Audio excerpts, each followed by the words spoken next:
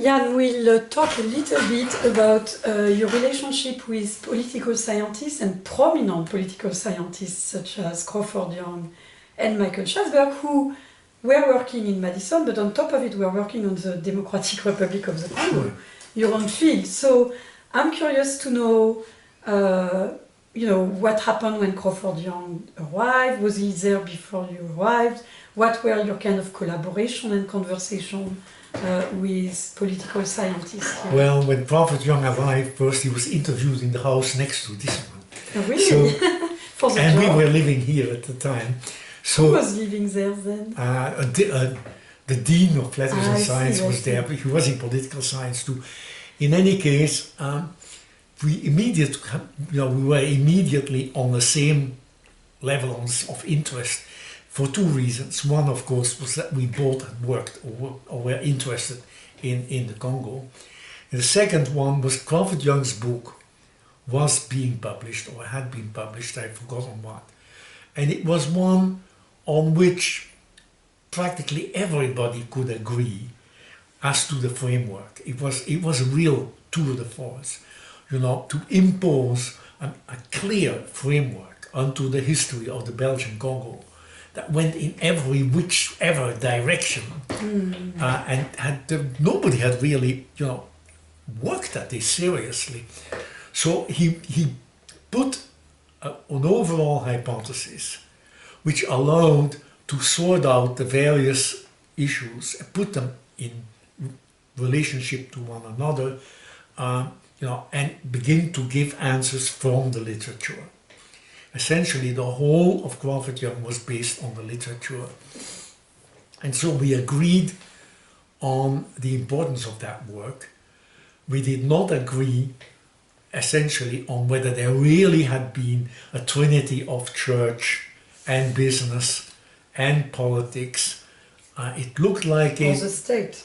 Yeah, and the state, that these three things went together. It looked like it, but again, for Crawford, this was, I wouldn't say automatic, but it was axiomatic. You would accept that unless the contrary was proven, let's say. Now, Right. Juste vérifier que vous êtes bien zoom dans le... Non. Yes. So, Crawford and I got along, and we got enough along so that we organized some joint seminars, because many of his students were in my seminars and many of my students were in his seminars. But you were not teaching them together? Yes, we did teach them together. Okay. We had we did this twice or three times. It's difficult in Madison because of practical reasons. I know, yeah. But in any case, it was interesting because Crawford was first very good at making sure that students did read the bibliography and that they understood on precise points what had been the first opinion, then the revision, and the revision of the revision, that they understood that historiography very well. And he was a master in getting to the essentials of that literature. He still is. So, on the other hand, whenever, let's say, the theoretical book went overboard, then it was my job to see that the concrete cases were brought up. You see, you don't object to a theory. You bring up a concrete case that seems to be a cross, and you have to try to explain that. So we had... You mean with students you were... Oh yes, the students were there. Right. And it was very useful on everybody's side. I learned a great deal, and so did the students. By the way, I also learned that Crawford Young at that time was not very well liked in political science because he was not theoretical enough. I mean, political science, if you can refer to Aristotle or Plato, please do. It gives you that. And that aspect was not there. I mean, he was pragmatic as well. Well, of course, Michael Schatzberg was his student.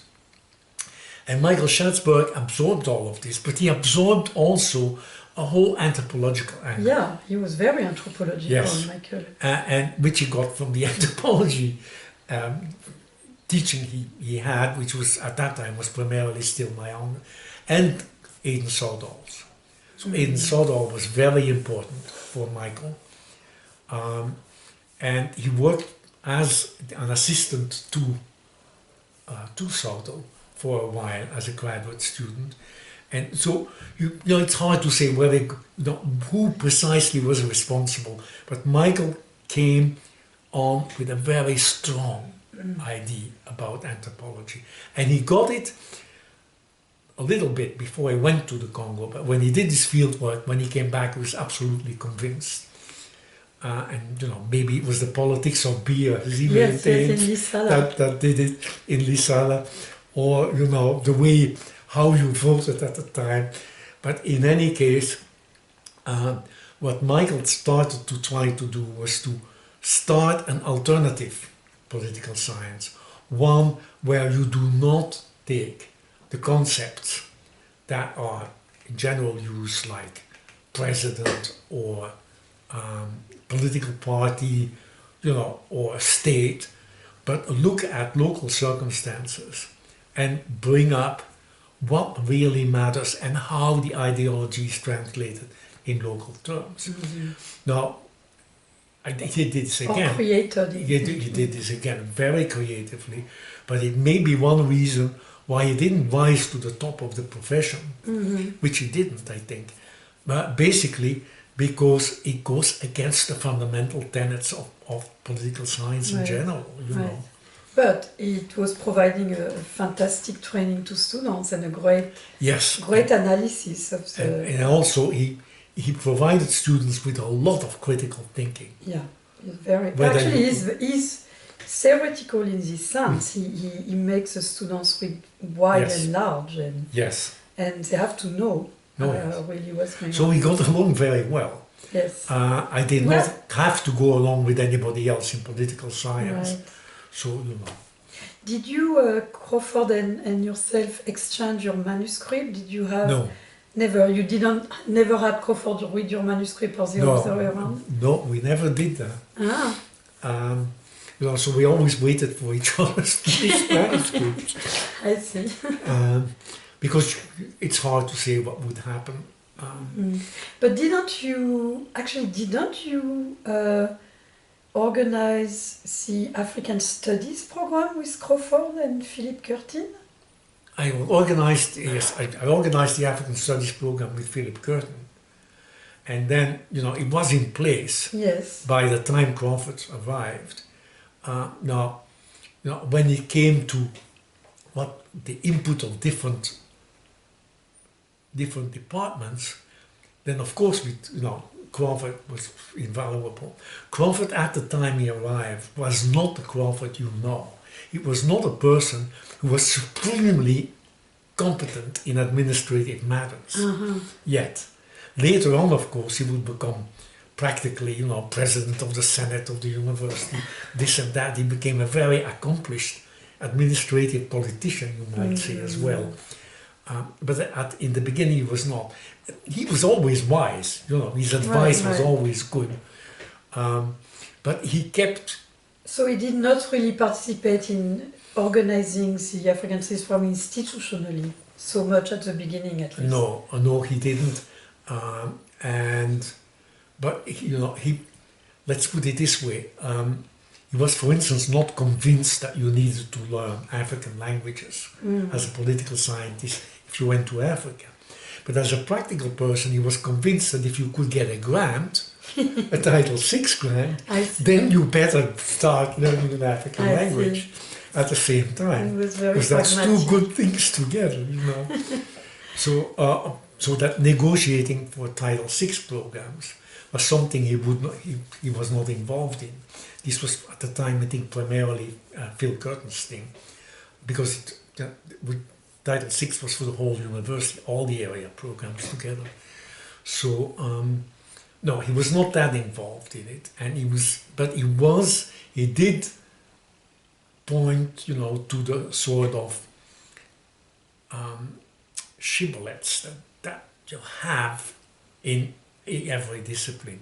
You can do this, you can propose that, but there are certain basic things you cannot do. You cannot change this habit in political science or in history or in anthropology. And for that, his input was very good on that. Later on, he's never sort of had that much interest in the program as such. He came to many meetings, to most meetings. Right, he was not. He was a good citizen, as they say, but he did not propose much. On the other hand, much less, for instance, than Schatzberg. Schatzberg has been much more involved with this program than Crawford has been. But that's personalities. It's not because they're political scientists. Of course, yes. Great. Okay. Thank you, Jan. All right. That's it.